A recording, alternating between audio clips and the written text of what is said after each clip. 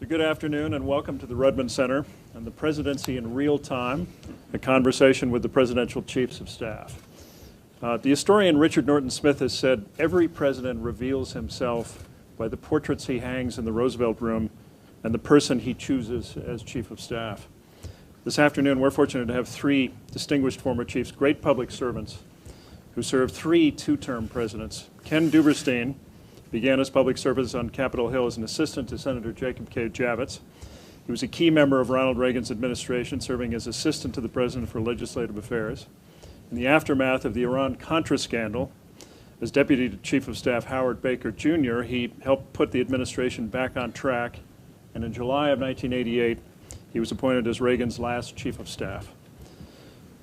Thomas Mack McLarty has had a distinguished record of business leadership and public service, including various roles advising three U.S. presidents: Bill Clinton, George H.W. Bush, and Jimmy Carter. As President Clinton's White House Chief of Staff, Mr. McLarty helped enact the historic 1993 deficit reduction package, the North American Free Trade Agreement, the Family and Medical Leave Law, and the landmark welfare reform legislation. Andrew Card served in President Reagan's administration as Special Assistant to the President for Intergovernmental Affairs and subsequently as Deputy Assistant to the President and Director of Intergovernmental Affairs. He was Secretary of Transportation under President George H.W. Bush and Assistant to the President and Deputy Chief of Staff. Under George W. Bush, Mr. Card became the second longest Chief of Staff in modern history, lasting more than 5 years in a job where the average tenure is about 18 months, and we're about to find out why.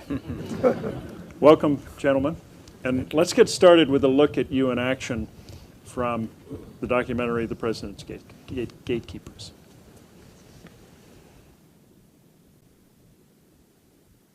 You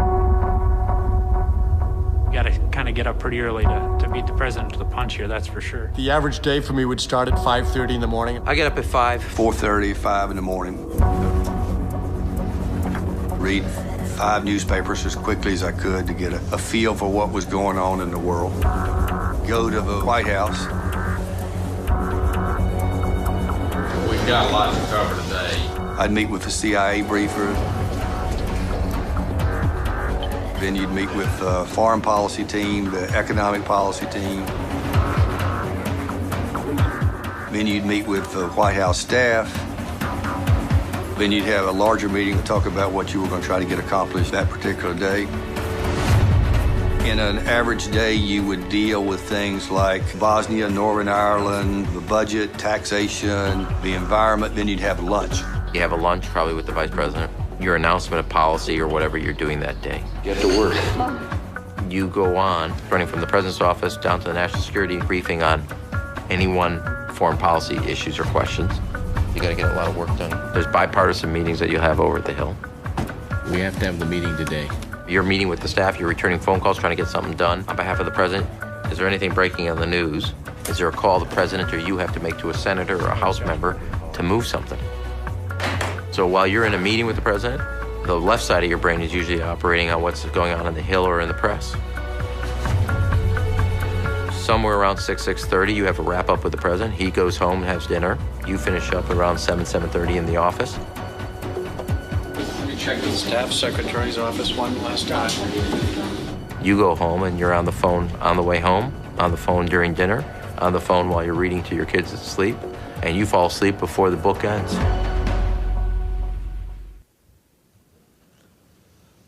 So, a typical day. Mack McLarty, let's begin with you. You called the job West Wing without a script. What did you mean by that? Well, Chris, first of all, let me say that I am just pleased and honored to be part of this session here at the University of New Hampshire, in particular at the Rudman Center. Senator Rudman was special, ferocious integrity, and a man of the middle, as he called it, which I always identified with, and we need that kind of leadership so badly today. So, Margaret, it's good to be with you and President Huddleston and Justice Broderick. It is West Wing without a script. And I think a comment made there about we've got a lot of work to do today. The breadth of the issues of Chief of Staff, coming from the private sector as I did, and now a fourth-generation family business and being chief executive of a Fortune 100 company, What struck me about the job was the breadth of the issues, and surprisingly in government compared to the private sector, Chris, the speed in which you had to make decisions, a lot of which were driven by the press and the news cycle, which has only, of course, gotten more accelerated. But that was the two things of the job. It is a wind tunnel, without a question. And not making a decision is making a decision, and you just have to move forward every day. Ken, you were actually a consultant on the West Wing. How does the reality compare to the fiction? Well, what I'm struck with, I was hired for 3 years to do storyline and accuracy on West Wing. And I went out to Hollywood, and I met with 7 writers, none of whom was older than 35, and only 2 of the 7 had ever been in Washington. You talk about bright, talented people. After our first long session, I said I had to go back to Washington. And this young, very pretty female writer got up and gave me a hug. And one of the male writers turned to me and said, "Do you know how lucky you are? She's never kissed a Republican before in her life." West Wing has all the glitz, but not necessarily all the hard work. It is action central, as Mack talked about. It is nonstop. Watching the little film clip, the only problem I kept thinking about was Rom saying he went home at 7:30. That's the time we used to go to lunch. You're lucky to get home at 11 o'clock or 11:30, and you get up again, as Andy suggested, at 5 o'clock in the morning. That is not portrayed on West Wing. West Wing looks very hectic and very disheveled. The White House is quieter, more disciplined, and things get done regularly with a lot of balls in the air. In fact, I would suggest that West Wing, there were a lot of balls in the air. In the White House, there are a lot of butterflies in the air. And you don't know when they're going to land, where they're going to go. They're going to go sideways, down, up. That would be my answer to your question. But let me also say how pleased and honored I am to be part of this program today. It's especially nice to be in New Hampshire and not in December, January, early February, in every 4 years. But also to say that Warren Rudman was not only a dear friend of mine, in many ways he taught me so much. When I was at the White House, he was on the Hill, and then in subsequent years, when we were both out of government, doing a lot of things together. So it's really an honor. And John, thanks for inviting us. Andy Card, I wonder if you could try to define the job for us and the various hats the chief has to wear. I mean, you've said that your job is to make sure that the president is never hungry, angry, lonely, or tired, I think. Tell us about that.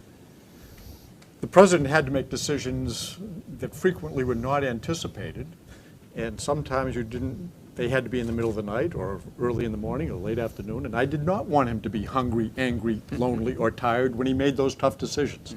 So I paid a lot of attention to his psychology.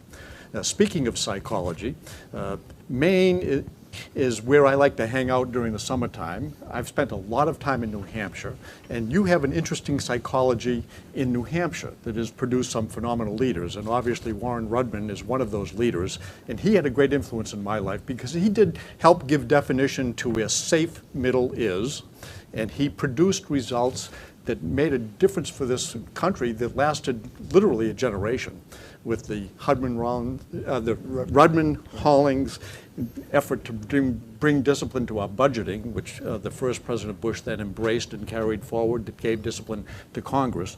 But he did so much more than that, including helping to introduce John Sununu to the rest of us. And that introduction changed a lot of people. It also allowed a president to serve, I think, the most successful one-term presidency of anyone in history, and that was the first President Bush. and John Sununu deserves a lot of credit. So I want to give John Broderick credit for allowing us to be here, and the Rudman Center for creating a climate where we could come, the University of New Hampshire, the folks out at Dartmouth, and the Rockefeller Center. But most of all, I say thank you to New Hampshire for helping to produce political leaders that make a difference and have been doing it for a long time. When it comes to the White House responsibilities are really pretty simple to define, especially for a chief of staff. And I'm going to take what a professor at Harvard has said is the definition of the responsibility. It's the care and feeding of the president, policy formulation, and then marketing and selling. The care and feeding ends up being the biggest job of the chief of staff because you worry about the president 24 hours a day, 7 days a week, 365 days a year.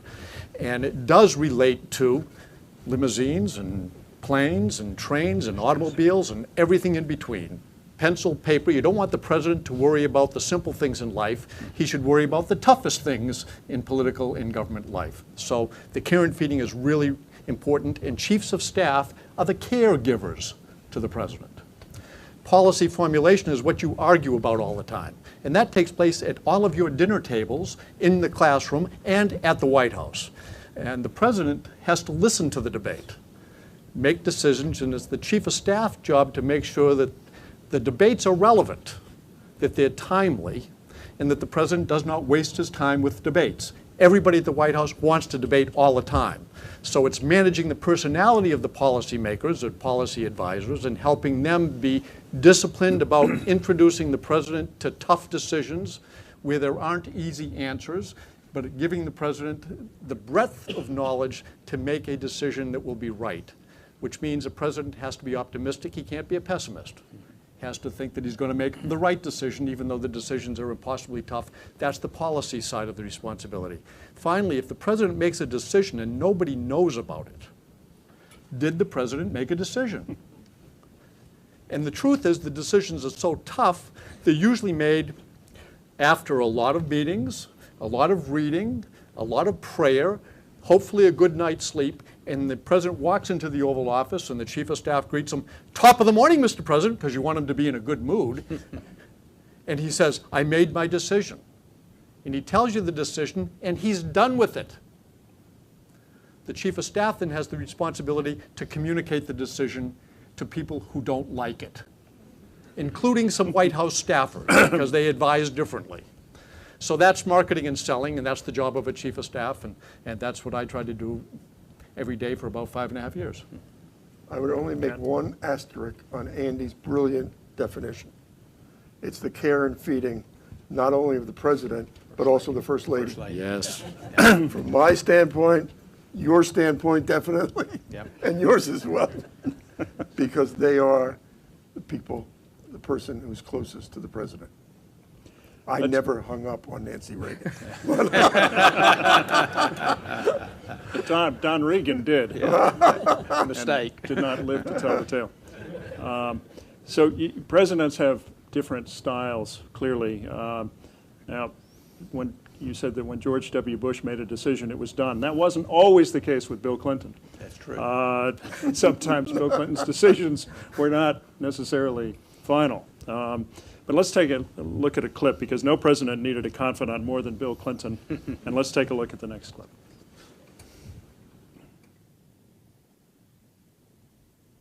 It's usually the chief who wakes the president in the middle of the night, but the famously nocturnal Clinton turned the tables. He woke me up a lot.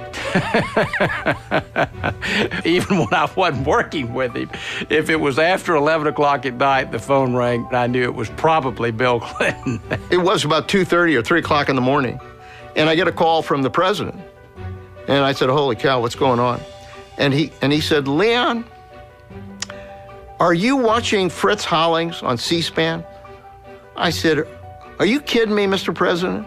I said, "Nobody in the country is watching Fritz Hollings on C-SPAN right now. Everybody's asleep, and you should be asleep too." With President Clinton, those calls didn't always require an answer. What he was doing was thinking through a problem, and he wanted to have somebody he trusted who wouldn't go blab about it, just listen. Mack, can you tell us about the challenges and the rewards of being Chief of Staff to Bill Clinton? There were both. There were both. I think a couple of points, Chris, that are relevant. One, any Chief of Staff does serve at the pleasure of the President. And I think you put your finger on it. I think each president obviously has a very different personality, style of management, style of leadership. And that's how he has chosen his Chief of Staff, and at various points in times in his presidency, I might add. Additionally, I think with President Clinton, as Ambassador Schumacher knows, you had a timing where, at least when I was privileged to serve as Chief of Staff, he was coming from the campaign to the White House after 12 years of another party occupying the White House. So you had a major transition of getting a government in place, as well as your legislative agenda the first 100 days. So that's a very different period. I think also different, perhaps, I've thought about this from President Reagan and to some extent President Bush 43. Bill Clinton was a centrist. He was a New Democrat. So some of his positions on issues were not quite as definite, perhaps, as President Reagan or President Bush 43's. And he also largely was a problem solver and a deal maker in a good sense, to find the middle ground, compromise ground. So he was always kind of searching for that best answer to get as much as where he wanted to be, and that in and of itself, given particularly the way he looked and evaluated issues and problems, would lend to some of this give and take, exactly what you said. But in the end, if you look at the policy, you look at the results, and you look at the politics, proved to be pretty successful. Andy, tell us about, there's clearly one of the most important things a chief has to do is to tell the president what he doesn't want to hear. Why don't we actually play a clip? This took place on September 11th, 2001, just after the president and his staff scrambled aboard Air Force One.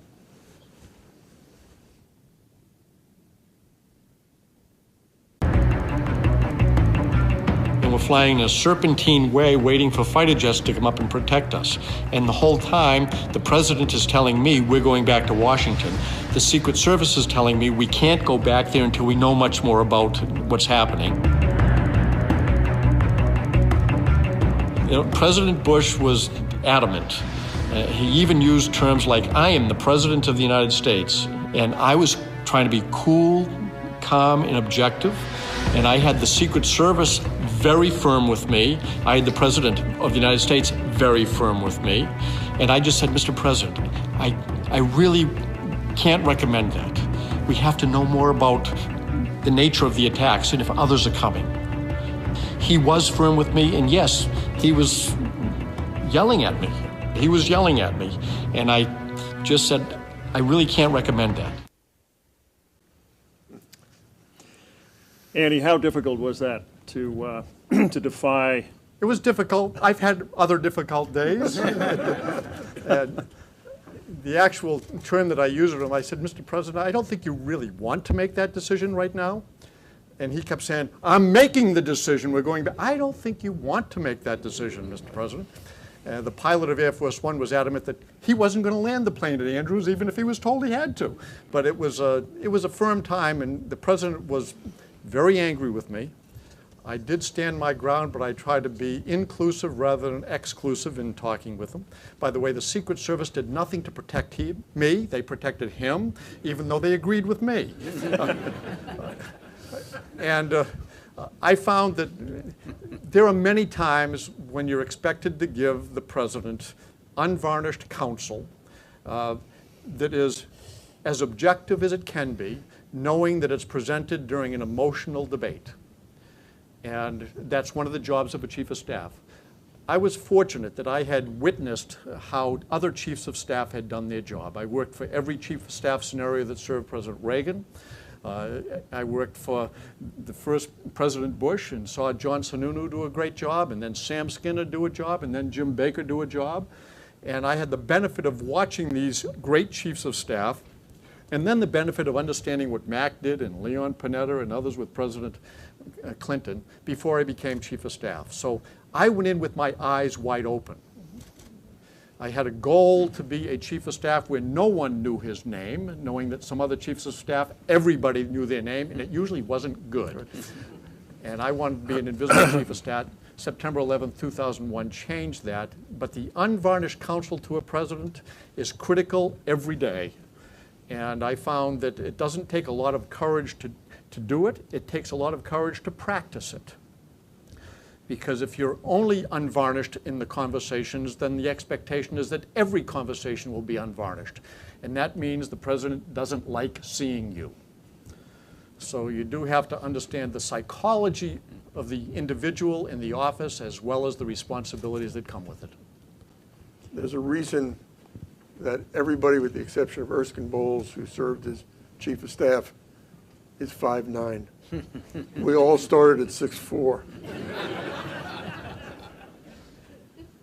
You know, everybody walks into the Oval Office, or most people do, and they get cotton in their mouth. They tell the president what they think the president wants to know. Your job is to tell him what he needs to know. Everybody walks into the Oval Office and says, Mr. President, this is why it's in your best interest to do this or that. Our job is to figure out why it's in that person's best interest first, and the president's second. I've, as Chris mentioned, referred to our job as being a reality therapist. Your job is to be the reality person, to tell the president, not so fast. That decision doesn't have to be made right now. We need more options.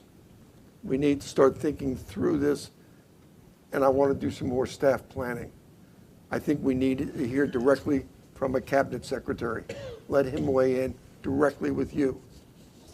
Reagan was very good when people were together and listening to people debate. But the Chief of Staff job was to make sure that he had those points of view and then could make the right decision. Sometimes, as Andy suggested, presidents lose their temper. I'm the president. I want to decide this. No, you really don't want to, because this decision looks easy. But the next 5 forks in the road, there's no acceptable alternatives. You don't want to get on that road. It's the way we all wind up approaching it. So we're not telling the president, hell no, but we're giving him reasons to either let's let some time ripen, let's decisions down the road, or let's hold off and get better options, and let's see a few more people before we rush into a decision. I want to put this question to all three of you. James Baker famously talked Ronald Reagan out of polygraphing his entire cabinet when he was distressed by a leak. And he turned his car around and went bolting into the Oval Office and said, Mr. President, you can't do this. Did any of you ever have to talk the president out of a dumb idea? It's none of your business. This sounds familiar. There were good ideas that weren't timely. Right, exactly. Yes, we did, and we're glad we did. And you know you're not getting any examples. That's it. I thought maybe I'd try again. Okay. But Chris, I think that goes to build on a point that both Ken and Andy have made. I think it's essential that the president have a trust and an ease with his chief of staff. It's still a human relationship at the end of the day. And so if you're going to be able to offer constructive criticism or the reality check, or to really say, no, we can't do this right now for these reasons, and know how to approach that, unless you have that kind of trust and respect, you're just not going to be effective. So I think that's a key ingredient here that just cannot be emphasized enough. Let me build on that for a second. I think all three of us had conversations with our president saying, we're not writing a book. Yeah. The advice we give you is with you and nobody else. Your comments to us or to me will stay with me. I'm not going back to my office to dictate something or write down notes.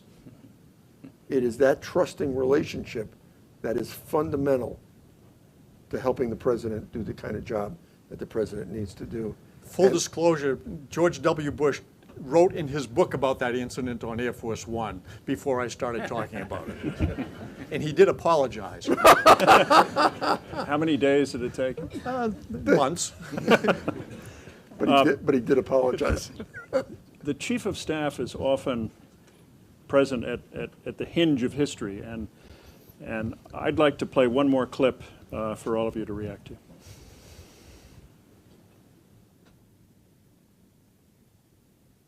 The speech came to my desk because I had the final chop before it went to the Oval.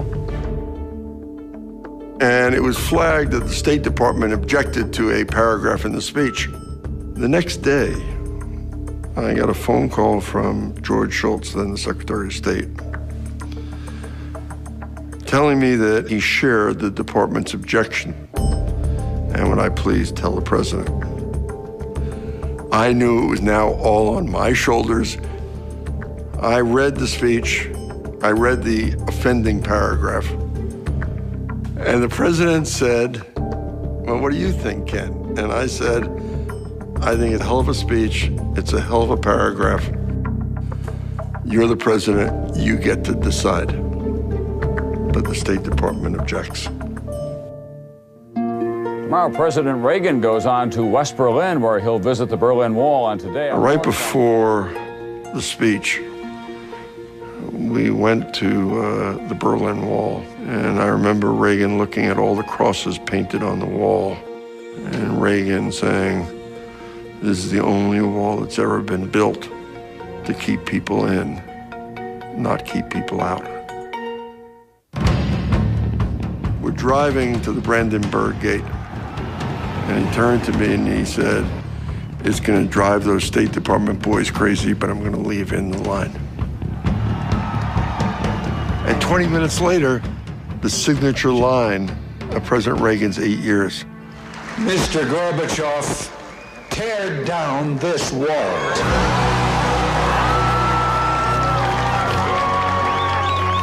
I was standing off on the side, and I remember looking out in the audience of hundreds of thousands of people and having chills up and down my spine. But standing there, you had a sense that we were going to win. The wall was going to come down, and Reagan and America would prevail.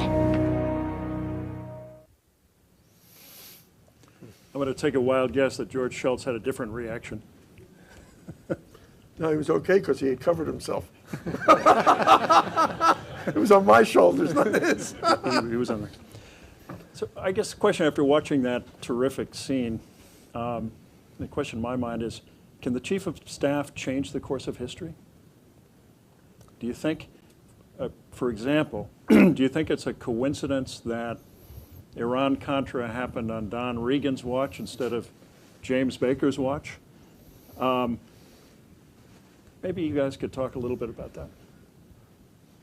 Chiefs of staff get engaged in different policy at the White House. They don't get engaged in every policy at the White House because you run out of time. I do think that Don Regan, when he was Chief of Staff, was predisposed not to be as engaged in some of the foreign policy, national security discussions as he was the economic policy discussions. He'd been the Secretary of the Treasury. And so I think that lack of interest, and it wasn't the absence of interest, but it was a lack of interest, invited a climate where the NSC crowd kind of went off and did their own thing. I don't think James A. Baker III would have had a lack of interest in doing that. So I think he would have been engaged and probably spotted and said, what are you thinking? But yes, I do think a Chief of Staff, without an expectation, may influence history, but I don't think that they take the responsibility to make history. In fact, most of us took the job to guarantee that we wouldn't be part of history except to have our name on the roll. Right. So we're not looking to be the players. I think as soon as a chief of staff tries to become the player or a significant player, they're diminished in their opportunity to allow the White House to function as a president expects that it should. And that's, remember, a chief of staff serves the president and the first lady, and really nobody else. We help the personification of Article 2 in the Constitution. That's the role of a chief of staff. On that note, I think it's time now to take questions from our audiences, both here in the Rudman Center and at Dartmouth College in Hanover. It's my pleasure to introduce Dean Lacey on our screen here, Professor of Government and Director of the Program on Government and Law at Dartmouth College. Professor Lacey, I pass it over to you, after which we'll take questions from our audience here at the Rudman Center. Terrific. Thank you. Thank you, Chris. Thank you, the Rudman Center. Thank you to the University of New Hampshire. I'm glad we're hosting these events, not least of which because I have two daughters who are now students at UNH. We have a number of anxious questions from our audience here at Dartmouth. The first is from a student, Chris Hawkins, who has a question for the Chiefs. Yes, first of all, thank you very much for taking the time to speak with us today. My question is, I would really like to hear a little bit more about those first days, weeks, months in the job, because you've all spoken about how you really can't have an idea for how demanding this job is until you're in it. So what were those first days and moments like? Well, again, I think it depends. It's a very good question. Depends on what time of the presidency that you have the privilege to serve as chief of staff. Of course, Andy served going in. Ken served the vital last 2 years of President Reagan. Again, I came in at the beginning of President Clinton's administration. So I think the real challenge there is you have so many priorities that have to be addressed. The first overriding premise is you have to shift from the campaign to governing. Very different point in time. And what worked on the campaign trail won't necessarily work very well in the White House. Amen. Secondly, in our case, as I noted before, but it can't be emphasized enough, you have to get a government in place. You have to get your cabinet selected and confirmed. You have to get your sub-cabinet people in office and so forth. Thirdly, you have a lot of people who think they just may be the most important person in the world to the President of the United States, whether it's a member, Chris, of the Distinguished Press Corps, a member of Congress, a world leader, or someone who singularly, Terry, helped President Clinton get there. So you had all of these constituencies that you were dealing with. Finally, in our case, we had to introduce President Bill Clinton to the world and world leaders who had not been a senator, had traveled some internationally, had studied abroad, but that's, of course, crucial. So you have all of these constituencies, but finally, I would say, particularly after that poignant, moving scene from 9/11 that we all remember so well, even in 1992, when you get that security briefing at Blair House before the president is sworn in, as Andy and Ken remember so well, there was no question in our minds that the most sacred responsibility for the Commander-in-Chief of the United States of America is the protection and the security of the American people. And so that is a fundamental guiding principle. So all of those things were certainly high priorities, Chris, when we came in. And of course, it was about the economy. We had to get our economic deficit reduction plan passed. When I came back to the White House, I had served in the first term running President Reagan's legislative affairs program during the successful fights with Tip O'Neill and winning the budget stuff and the tax reductions and the defensive buildup. And I left after the first term. I came back in the depths of Iran-Contra. So walking into it, I knew that Ronald Reagan was at 37% in the polls. People were saying he wasn't simply a lame duck. Virtually, he was a dead duck. And our job was to help the president rebuild his presidency so the last 2 years could be among the best 2 years. And we set about not only to rebuild his confidence, but also to get major legislative achievements, to demonstrate to the country and the world that he was still on top. We did 2 summit meetings with Mikhail Gorbachev, a strategic arms treaty, not only adopted but ratified by the United States Senate, by the way, in Democratic hands for the first time in the Reagan presidency, a welfare reform bill, an immigration reform bill, the Canada Free Trade Agreement, and oh yes, we helped Andy get George Herbert Walker Bush elected president. Not bad for a B-movie actor. And he left office at 68%. But walking in there, in those initial months, we were trying to figure out how to deal with Iran-Contra and start setting up the priorities for the president for his last 2 years. And I would only say to you that one of the people most helpful to us, but very difficult to deal with and very tough on us when we first walked in, was Warren Rudman. And he kept explaining to me, I'm knocking the hell out of the president every day in the Iran-Contra hearings, but if I decide he's telling the truth, I'll be your strongest, best advocate. And when he became convinced that, in fact, Ronald Reagan was telling the truth, and Howard Baker and I and Frank Carlucci and Colin Powell all agreed that Reagan had been telling the truth, Warren Rudman was our strongest advocate. That was all coming back here in those initial months. There are several chapters to the book of the presidency, and the first chapter is probably the most anticipated chapter because it comes right after an election. And therefore, presidents are attracting lots of people who will help them decide what to do in their first chapter. And that's a transition team. And I was involved in a transition team coming into the White House when President Reagan left and George H.W. Bush took over. And yes, Graham Hollings was part of the learn what to do and how to do it. But we had a vice president who was becoming president, so his transition was relatively easy to anticipate. I was in charge of the complete transition of President Bush number 41 leaving office and passing the baton to President Clinton. A very different environment. However, it is a hallmark of our democracy that no former presidents want the current president to drop the baton once they get it. Right. So we worked very hard to make sure that President Clinton would have everything he needed to be president on day 1. Not day 23, but day 1. President Clinton, I guarantee, had a game plan that his team put together and said, this is what we'd like to do. When I was involved in a transition coming in with President Bush 43, he had a plan. However, we didn't have as much time to produce the plan because the election was decided by a Supreme Court. And so the transition period was a lot shorter. But we still had a 100-day plan. Almost every president has a 100-day plan. And you hope things go according to plan. They don't. The Chinese decided to take a plane down on Hainan Island. It was an American plane, and it created a diplomatic furor, and the Chinese weren't answering the phone when we call. So things happen, and you have to be nimble. But yes, there is a plan. You'd like to stick as close as possible to the plan, but the president's ultimate job is, just as Mack said, it's to keep the oath of office. It's not to keep the campaign promises.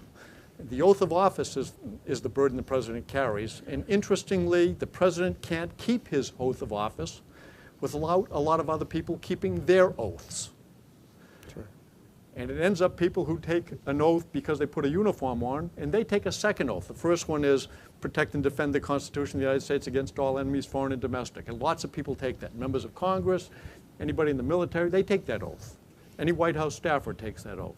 The president's oath is a little bit different because he has to preserve. He's got a bigger job. But the one that puts the burden on the president is the people who take the oath that they will follow the command of the commander-in-chief. And the president can't keep his oath without them, and some of them make sacrifices that he would never invite on anybody. That becomes the greatest burden, and that's something that you don't understand until you take the oath of president. And that's not part of the transition process. It's on day 1. As you said, that from one president to another, you don't want to see the baton dropped. I hope you also appreciate that from one White House chief of staff to another, we are a fraternity maybe someday soon a sorority, but as well, but a fraternity that we all are invested in each other's success. And we don't want anybody to drop the baton. We all heard from Dennis McDonough within the last week. Right, exactly.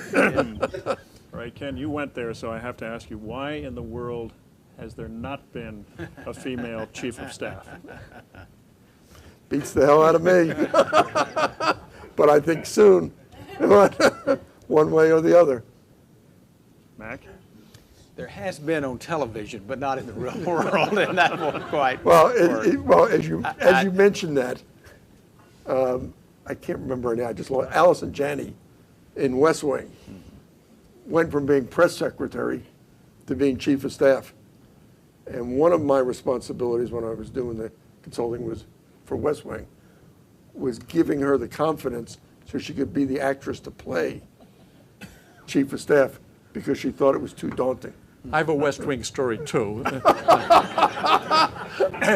Leo was the chief of staff. Right. Leo, the chief of staff, John Spencer. And I am a relatively new chief of staff to the President of the United States, and I get invited to an event in Washington, D.C. at the Marriott Hotel, black tie, formal affair. I had to give a speech and present some awards to career government employees from CDC and NIH and whatever. So I have a policy-oriented speech. I'm going to this event. I arrive, and the advanced team has got the doors all open for me, and it was very nice. And the woman greets me from the event organizing committee, and she says, "Oh, it's so good to see you. The chief of staff is here." And I'm thinking to myself, the chief of staff? She doesn't know it. And she says, "Oh, you've got to come meet him." So, oh, I'm excited. I go to the holding room, and I walk in, and there is John Spencer, the chief of staff, Leo, the chief of staff from the television show The West Wing. And I am not a man of stature, and I'm also not tall. John Spencer was shorter than I am, and I have a type A personality. He did not. Right. So the conversation was strained. And he would say, "What's it like to be the president's chief of staff?" And I said, "Oh, boy, I tell you, it's unbelievable. It's really no description to it. What's it like to play the chief of staff?" He said, "We have to understand, I have a script. I know where to stand. I know what to do." I said, "Whoa, I have no script. People do tell me where to stand every once in a while." And then he had lots of little tiny questions about it, but then he kind of got silent. And then he said, "Can I ask you a personal question?" I said, "Yes." He said, "Because I get this question all the time." But he said, "What does a chief of staff make?" Right. I said, "I'm a public employee. It's published in the Washington Post. You can find out." And I said, $142,000, which is what it was at the time. And he looks at me and he says, "Is that per episode?"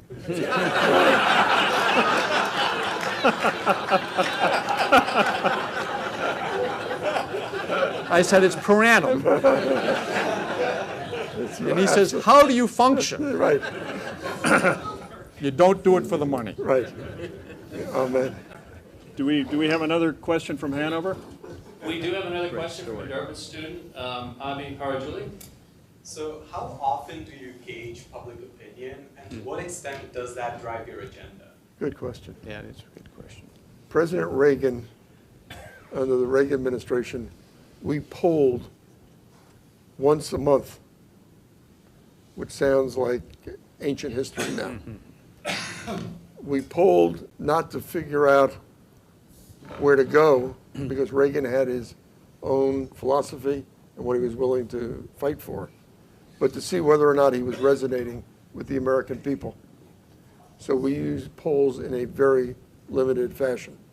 If I am not mistaken, they now poll every day and do overnights every night. Mack, is looking for me to answer that question first? Yeah, go ahead. I'll finish it up. During the Bush administration, we did not poll that often. We polled about the same level as the Reagan administration. During President George W. Bush's tenure, there was a lot more polling being done in the political climate. Right. And it actually grew dramatically during the Clinton years. So there was polling. What I tried to do is not allow the president to be engaged with what the polls said. and he didn't need to know. And quite frankly, I tried to make sure that there wasn't a lot of discussion about the polling. We did not poll over what language to use or how to use it or what policies to make, but we did poll to find out what reaction was to policy or expectations. But it was nowhere near as driving as the myth, and I can't speak to how driving it is in today's world at the White House, but it was.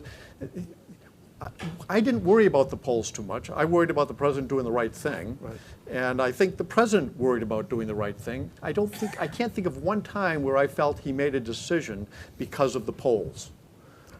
So I don't think that he was ever conscious of trying to make a decision that would satisfy the pollsters, if you will. I always made sure that when Dick Worthland came in once every 6 weeks, that he met with me first, so I could figure out what he was going to present to the president. Andy, was that the case with Karl Rove, or did Karl go into the Oval whenever he felt like it? Karl is a diseased man. He eats, sleeps, and breathes the political climate in America, and there are always people around a White House that do that. But I will say this. Karl Rove did not involve himself in the policy aspects of the debate as being manipulated by the polls. He was very good at anticipating how the public would react to things, but it wasn't that policy was driven to satisfy a poll direction. It was more, what are the consequences of action?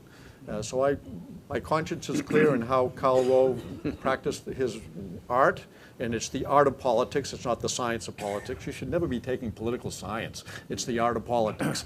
And I also feel strongly that Karl Rove, because of your perception of him, should not have been involved in debates centering around national security issues, and he wasn't, contrary to the myth. He was not part of the national security infrastructure. He was involved when the national security team had policies that were made, and how would we communicate those policies and when. But he wasn't involved in the policies themselves. Well, quickly to sum up on polls, it would have been an exercise in futility to tell President Clinton not to be mindful of the polls. Given his political acumen, that was just part of his personality and his DNA. Having said that, clearly the world has changed so dramatically from the time we were in the White House or President Reagan or President Bush 43 in terms of information flow and polling. We would do it about once a month. I followed basically the same point that Ken did. Stan Greenberg initially would come to me and we'd present it, and he would go to President Clinton. Having said that, I think each of us can cite instances, whether in our case it was the Mexico support package, where initially we were going to have congressional support.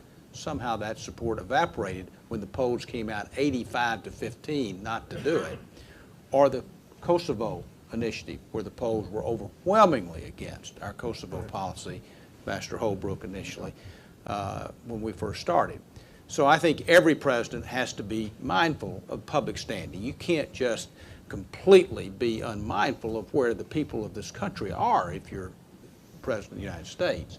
On the other hand, there clearly comes times and places where you have to make a decision, and the right decision does not square up with the polls at that particular point in time. Do we have another question from Hanover? We do have one more question for you. Thanks for letting us join you this afternoon. It seems that the Chief of Staff has to gain expertise quickly in a very changing environment.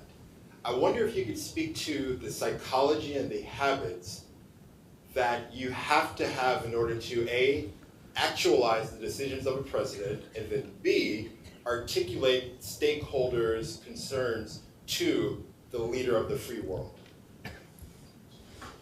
Who would like to take that on? Well, I think we'll switch the order. Okay, I'll quickly respond. I think first of all, you have to have the trust of the president, and people have to know that. That's not necessarily an attribute, but I think it's a prerequisite for a successful and effective chief of staff. I think secondly, you have to have a measure of confidence and trust by those you're dealing with, whether it be members of Congress, foreign governments, or whatever, or you're not going to be able to communicate. And so I think a hallmark, and get things done, I think a hallmark is that relationship. Thirdly, I think the more transparency, inclusiveness you can have in decisions within reason, the better off you're going to be. Now, you can't open it up too wide, but I think if people feel like you're being, frankly, clever by the proverbial half, or worse, manipulative and disingenuous, you just won't get anywhere as a chief of staff. I believe the chief of staff should have pretty broad peripheral vision, knowing that most of the people who work at the White House are hired because they have unbelievably good tunnel vision. So there are experts at the White House. And the chief of staff's job is understand the context of a problem and then find the people with the tunnel vision to offer solutions, but they shouldn't just be one person. It's going to be, you don't want the president getting monolithic counsel. So you have to make sure you identify a number of people with outstanding tunnel vision in those areas of interest. And yes, you have to climb a pretty steep learning curve. And you have to be knowledgeable, and you have to make sure the president has a chance to be knowledgeable. But the president cannot be bullied in the process. So you kind of are like Goldilocks and the Three Bears. You've got to pay attention to the porridge. Is it too hot, too cold, or just right? And it's got to be at the right time. You don't want the president to make a decision so early that it's irrelevant by the time it's implemented. You certainly don't want to make it too late because it is irrelevant.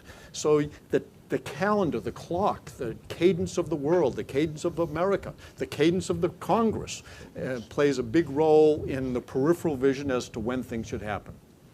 And Ken, correct me if I'm wrong, but Jack Watson famously called you the javelin catchers. Yeah, chief javelin catcher. Chief javelin catchers.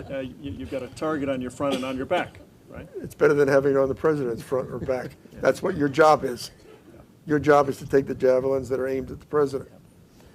But listening to Mack and Andy, I couldn't help but think that our jobs were to also explain to the president what the art of the possible was. Yeah, no question.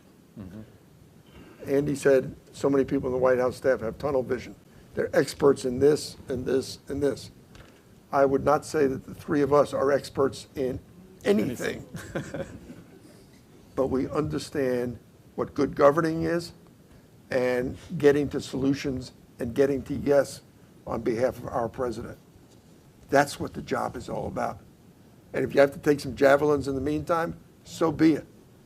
But look, there were times where President Reagan was being opportune to do this or to do that.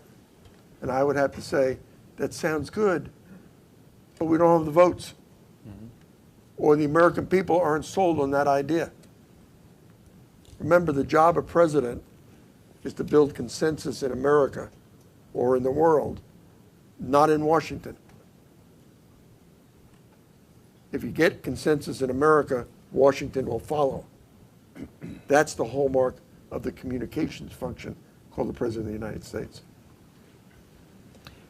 Mack? Well, just quickly, the characteristics, I would say, quickly, are order and flexibility. You're doing your best to maintain order, be on message, move your priorities, but you've got to remain flexible and nimble because inevitably you're going to have unforeseen occurrences come into the presidency. So I think that's two of the key characteristics responding to the question. You can be a javelin catcher, but you also have to be a butterfly catcher.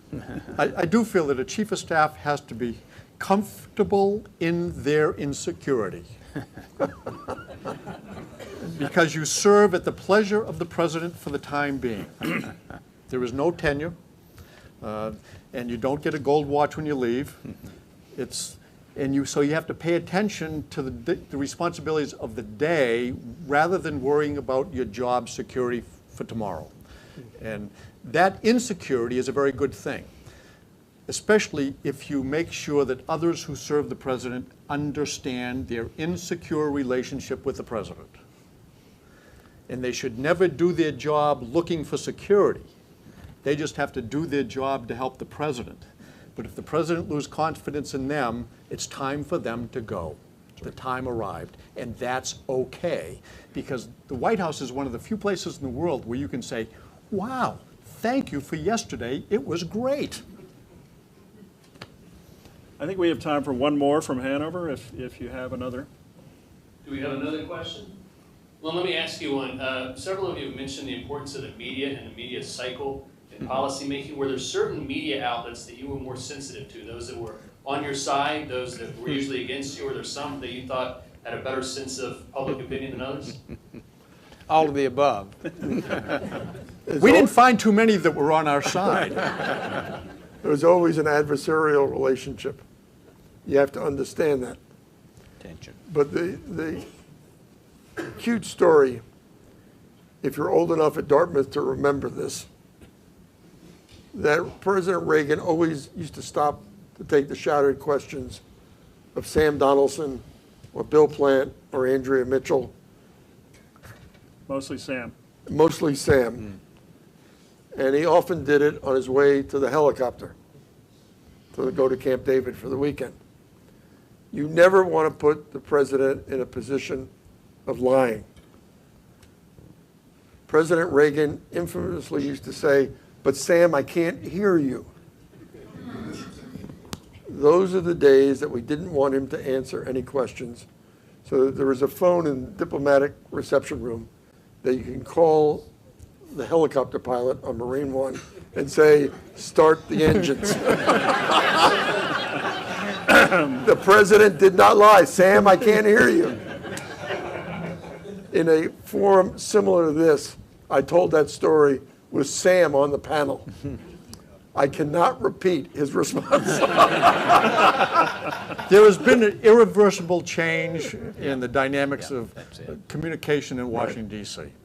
When I first went to Washington, we got our news from NBC, CBS, and ABC, Reuters, UPI, AP. And we got our news, and then we formed our opinion. Today, we wake up with an opinion, and we selectively choose our outlet, Fox, MSNBC. We go to our favorite blog, we go to our favorite website, and our opinion gets reinforced. So we know we were right when we woke up. And judgment doesn't play a role in our dialogue. That is impacting Washington dramatically. So the relationship with the press is nowhere near what it was like when I first went to Washington today. The press now works more on emotion and generating, I'm going to say, opportunities for eyeballs and passion with an attention deficit disorder nation. So they're looking to alert us. No, headline. Well, we're told all the time, we pay attention, pay attention. And so judgment frequently is not part of the political process today. Emotions become more dominant, and polarization is then invited. So I think there's a very different dynamic today than it was when I first went to Washington, D.C. And one important additional point, I think it's not only changed so dramatically, which the students here understand better than any of us on this panel, maybe save Chris, but it's also changed the international landscape and how communication and how you deal with international issues, because it's so instantaneous. Secretary Christopher, who had served in the Carter administration, made that observation early on in our administration in 1993, and obviously the world has changed dramatically since then. You know, it's interesting. When there were the riots in Tahrir Square in Cairo, several of the cable stations were broadcasting live. And one of the distressing moments for me was to see a protester who the TV cameras knew nothing about, arguing about why Mubarak should go and what was wrong with the United States support of Mubarak. And I think it was Jay Carney, the White House press secretary at the time, answering what the protester was saying. Is that how we make American foreign policy? Answering a protester who we don't know anything about and being answered in the press office of the President of the United States? That's not a way to make policy, but that's the requirement of TV today. Just want to thank our friends in Hanover for the very good questions, and let me just throw out a question that's from our audience here. What was it like leaving the White House after the pressure cooker that you lived through? Rahm Emanuel told us that it was like re-entry without a heat shield. Tell us about that. Ken? I went on to Maui for a vacation after dropping the Reagans in California. And when I came back, I arrived back in Dulles Airport, and my bags were ripped. And my wife at the time said, "Welcome back to the private sector." The other part, I would say, is when we dropped the Reagans in LA, I realized that Nancy Reagan was very tearful. And when I got to the hotel that I was going to stay out for the night, I called Nancy and said, "How would you and the president like to go out and have dinner? I don't want you to be alone on your first night." And Nancy started crying. And she got back on the phone and said, "Ronnie says, come for dinner tomorrow night." One day, you're the President of the United States, and the next day, you're reading on boxes, seated on boxes, eating takeout food. You want to talk about a leveling experience? But the story that I think you want me to tell, knowing Chris, is the story of when George Herbert Walker Bush was sworn in and inaugurated. We left the Capitol grounds by helicopter, and every president in good weather takes a ceremonial trip around Washington. And as we got over the White House, President Reagan looked down and then tapped Nancy on her knee and said, "Look, dear, there's our little bungalow." The end of the Reagan presidency was that moment because everybody on Marine One teared up. That's going into the private sector and ending a president. Ken had the luxury of ending when a president's tenure ended. Mack and I did not have that luxury. But you do serve at the pleasure of the president for the time being. That's the double insecurity that comes with the opportunity. But you also have the reality of getting burnt out. It is not a job. It's a commitment. And the commitment is 24/7, and the burdens are much greater than even we've discussed here. Right. And sometimes you have to leave because you have to leave. I don't know anybody who wanted to leave the White House. They had to leave for some reason. It could be personal, it could be because the president said they had to leave, but they had to leave. But they would love to have stayed under different circumstances. Can I just work an 8-hour day? Or could I have a little bit more money? I'll take 15. No. So, but nobody wants to leave. It's a special place. But I did find the burden after I left was I had the benefit of knowing too much when I was there and knowing nothing when I left. So I would wake up in the morning as chief of staff and I'd read the newspapers and I would say, they don't have it quite right. I can tell who's spinning, or I could anticipate this. They don't have it quite right. And that was any news outlet. So this is not aimed at any one particular outlet. I didn't see anybody get it right because I kind of knew more. And that's not arrogance, it's just the reality of the job. I left office. I pick up the newspaper and I read it and I said, I know they don't have it right, but I don't know why. And that became a great burden. And yes, it took me months, if not years, to get over that. So I missed it. You also had the benefit of the PDB. The PDB, the president's great document. You all want to see it, but it's not as good as the myth. Right. But it's good. Yeah. And you missed that too. 3 quick points, Chris. Number one, I had a pretty natural and pretty easy exit from the White House after 6.5 years because I had just completed a field that I was fortunate to have the opportunity to serve after Chief of Staff in the international side, the Second Summit of the Americas, and that was kind of a natural concluding point for me. So it was a pretty easy, natural, graceful exit in that regard. Secondly, I had come from the private sector as a business person, so I was returning to that world. Thirdly, however, it dawned on me pretty quickly that I was the youngest person in most meetings I had attended before I served in the White House. Very fortunate to have opportunities at an early age. And somehow when I left the White House, I found I was the oldest person in most meetings. And that was between 46 and 52 and a half. Well, the world had changed. And I think one relevant point, you talk about the Clinton White House had a lot of young people and so forth. Every White House has had a lot of young people. The Kennedy White House, the Johnson White House. It's, in many cases, a young person's field. But that was a big change as well as the world changing. The final point I would make in terms of exiting the White House, I think we've seen a remarkable phenomenon in our country with post-president activities and impact in the world, with President Carter, with President Bush 43, with President Clinton, with President Ford and President Reagan, and I think we'll continue to see that. So those would be the three observations that I would make, but I had a pretty natural time in my case, which obviously I was grateful for. Excellent. Let's bring this up to present day. A month from now, we've got a big election. The Senate may go Republican, maybe by a seat. In any event, a rocky road ahead for the current president. If you were in Dennis McDonough's shoes, I'd leave. No.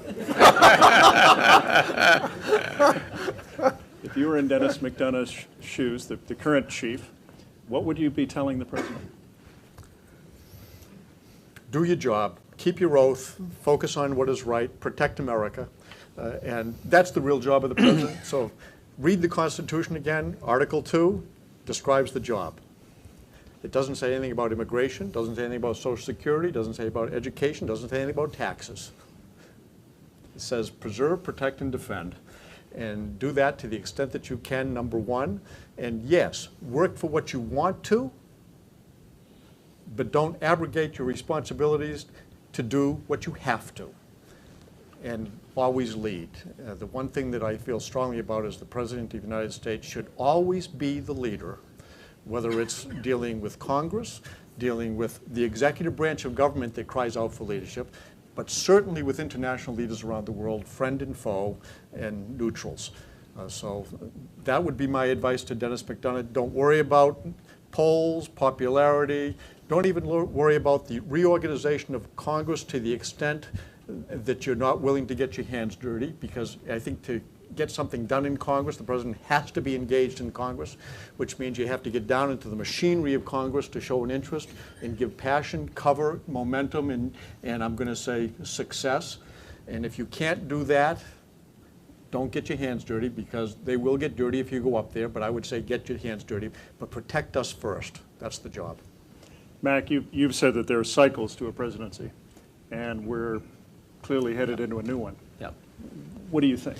Yeah, I might take a little different view than Andy, not dramatically. I would certainly concur with him in terms of the security aspect. I think the president's got to be even more proactive, more forward-leaning on the international front. I think he's beginning to build some bipartisan consensus here in our country, both in the Congress and more broadly, to do that.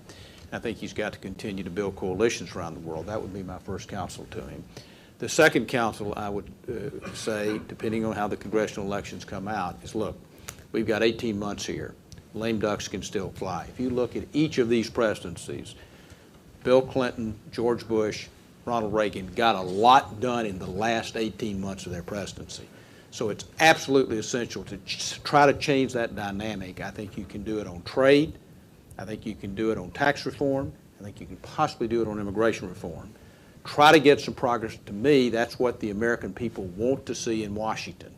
And then try to hand that baton off to the next swimmer, the next president, whether it be Republican or Democrat, to go forward. All of those presidencies did those things with a change in the chief of staff, yes? They did. Yeah. They did. I'm not sure that was key in some of them it was. Ken? You know, every two-term president since President Eisenhower has gone into a ditch in his second term. Every one of the presidents stopped digging the ditch and was able to rely on trusted relationships, not only around the world, but also with Congress. Sadly, I say that this president doesn't have many trusting relationships on Capitol Hill.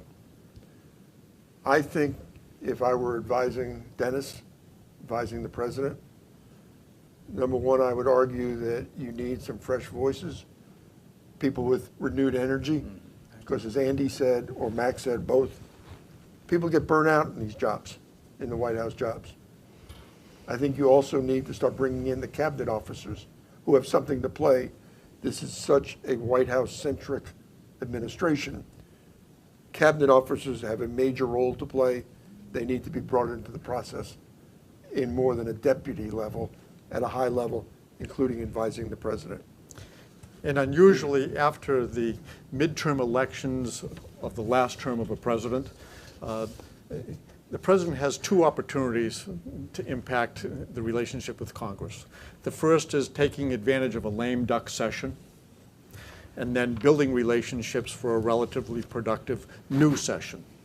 And we don't know how the president will meet those two responsibilities, but they are very different. The lame duck session and then a new session that takes their office in January, as Bill Zelliff knows. I would argue very strongly that it is not too late to start building relationships on Capitol Hill, but it has to be a priority, and it has to be a total engagement, not just by the White House staff, but most importantly, by the president. I happen to be of the view that the list that Mack just used of tax reform, of trade, and of immigration would be easier to accomplish if the Republicans controlled the Senate and if Obama was willing to engage. So far, he has not been willing to compromise. He has not been willing to lead when it comes to Congress. Look, every president goes through a period where dealing with the Congress is worse than 10 root canals. But it's a means to an end. And the means to an end is getting some legislative successes. Nothing will be better for President Obama or for a Republican Senate to demonstrate to the American people an ability to govern, to get some stuff done. We've been gridlocked for too long, but our system of government requires strong presidential leadership. Congress cannot lead that way. The president has to. We're getting close to the end of our time here, and I just want to ask each of you to reflect on Warren Rudman, if you would. Just some final thoughts about him. I did not have the opportunity to work with Senator Rudman as Ken and Andy had, but I noted in my opening comments what struck you most in looking at his career, which I had the opportunity to do as a private citizen and working in government, was his ferocious integrity. He clearly personified the values, the characteristics of New Hampshire and this part of our wonderful country. But in talking to David Pryor, who's been a longtime friend who served with Senator Rudman on the Ethics Committee for 11 years in the Senate, he was a protector of the institution. He went the long mile to keep the Senate intact in some very tumultuous, difficult, contentious issues on the Ethics Committee. And I think finally, as someone who is such a strong believer in bipartisanship, being in the center, looking for the right way to do something, to me just personifies the hallmark of a leader that's carried on in this institution. That's why I considered it a privilege when Ken and I visited to come and participate in this program along with Andy and Ken. Well, I had the benefit of admiring Warren Rudman from Massachusetts. And so I got to see the campaign commercials when he first ran for office. And I was introduced to him that way. And I saw the integrity that he had as a politician. Now that's, I know nobody likes to use that term. It's the most noble term in a democracy. And Warren Rudman answered the noble call. And he stood tall and he ran and he won. But he served nobly. He didn't just run nobly, he served nobly. And I was a witness to that because he didn't serve as a partisan. He understood partisanship. He actually respected partisanship. So it wasn't that he was running against partisanship. He respected it. But he served to build coalitions that could make a difference. He was definitely someone who was willing to fight for perfection, but have the courage to work for perfectly good. And that is a courage that we need more of in Washington, D.C. today. In fact, we need more within the electorate today. We have to bring your passion to the debate for your version of perfection, but find the courage to work for perfectly good. Otherwise, you will become irrelevant. And we have a lot of irrelevant people in Congress right now. So on both sides of the aisle. On both sides of the aisle. On both sides of the aisle. But Senator Rudman really personified what I think our founding fathers thought a senator should be. He actually represented New Hampshire, not just elements in New Hampshire. And he was proud of it. He also brought with him the courage to stand up to a president, even if they were of the same party, and say, I don't like what you're doing, I think you should try something else. And he introduced a president to a Supreme Court justice who served quite nobly for New Hampshire. And that introduction wouldn't have happened if it hadn't been for Warren Rudman. So I'm a witness to what happened, in addition to the outstanding policy conscience that he gave Congress by being part of Gray and Rudman Hollings, that says, we can't keep spending the way we're spending. We're going to have to bring some discipline. And so his contributions are still very, very significant, and they make a difference, and I'm proud to be here. But I was nowhere near as close a friend to Warren Rudman as Ken Duberstein was, and so Ken. Well, Warren had the probably most famous middle name in American history, Rudman. Graham Rudman Hollings. I benefited from my long friendship with Warren because he helped me understand even better the institution of the Senate and the importance of governing. We argued, we fought, and we always came to the right conclusion. One of the little-known facts is in the waning days of the Reagan administration, when Robert Bork's nomination went down, and then Doug Ginsburg withdrew his nomination, and the president had settled on Anthony Kennedy. Warren called me just a bit too late to tell me he wanted to introduce me to David Souter. And he made the introduction even though it was too late in the process for President Reagan. On the day that David Souter was nominated for the bench, Warren and I happened to both be in New York at a same meeting, and we flew up on a shuttle, and we heard that the president was going to announce a decision that afternoon. Warren did not know, nor I, whether it was going to be David Souter or somebody else. We got on the shuttle, or we got to the terminal at LaGuardia. We couldn't get a payphone. Cells weren't working very well in those days. We flew back looking at each other saying, I wonder what's going to happen. When I got on the ground, we got on the ground at LaGuardia, my beeper went off. Remember, we used to carry beepers.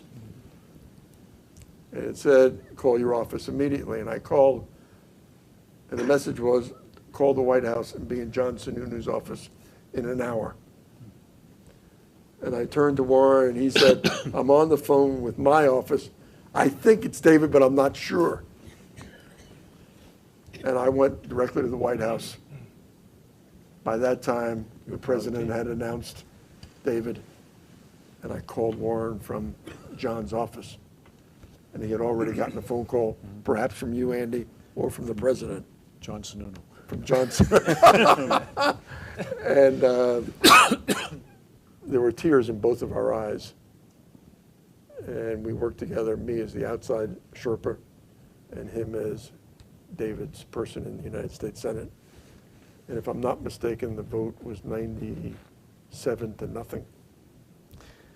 Ken helped organize the votes. But David is a legacy of Warren Rudman. And I think all of us who believe so strongly in governing and in the institution of the old Senate owe a big debt of gratitude, not only to Warren, but to all of you in New Hampshire for electing him so many times. You know, I was up in the Senate not long ago, and as I walked into the Capitol, I ran into some of the senators leaving from a vote. And I stopped and I looked up and I said, where have all the Warren Rudmans gone? We could use a hell of a lot more Warren Rudmans today.